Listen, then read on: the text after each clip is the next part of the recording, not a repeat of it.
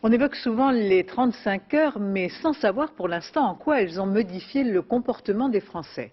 Un indice peut être à prendre en compte avec ce sondage qui affirme que près d'un salarié sur deux achète davantage grâce à la réduction du temps de travail.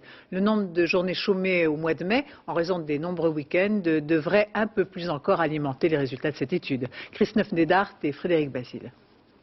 Si les files d'attente s'allongent dans les grands magasins, c'est aussi grâce aux 35 heures. Voilà le principal constat de ce sondage. Premier bénéficiaire, les produits culturels. 46% des sondés affirment avoir fait plus d'achats dans ce domaine. Hausse des dépenses aussi pour les voyages et les vacances pour 43% des personnes interrogées.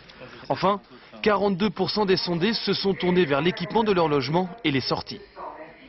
Les 35 heures auraient pu être une catastrophe pour la consommation s'il y avait eu réduction du pouvoir d'achat. Mais comme la plupart des accords 35 heures sont faits avec maintien du pouvoir d'achat, donc il n'y a pas eu cet effet-là. En prime, il y a évidemment le million de salariés qui ont retrouvé un emploi qui, eux, ont du pouvoir d'achat pour consommer. C'est pour ça que dans la situation actuelle, les 35 heures sont effectivement favorables à la consommation. Plus de temps libre égale plus d'achats. Que dire alors du mois de mai ? Grâce au pont et aux jours de repos posés ici ou là, certains vont bénéficier de 13 jours de congé pour 2 semaines de travail. La consommation devrait donc être en hausse pendant cette période, à moins que le mauvais temps s'en mêle. Depuis quelques semaines, on voit que la consommation est très réactive à la météo. Donc ça va beaucoup dépendre de ce qui va se passer. S'il fait par exemple plutôt beau, on va se précipiter vers son jardin pour les gens qui en ont et ça va faire un boom dans les jardineries. Si à l'inverse le mois de mai continue à être pourri comme le mois précédent, et bien là ça fera beaucoup moins de dépenses dans ce domaine.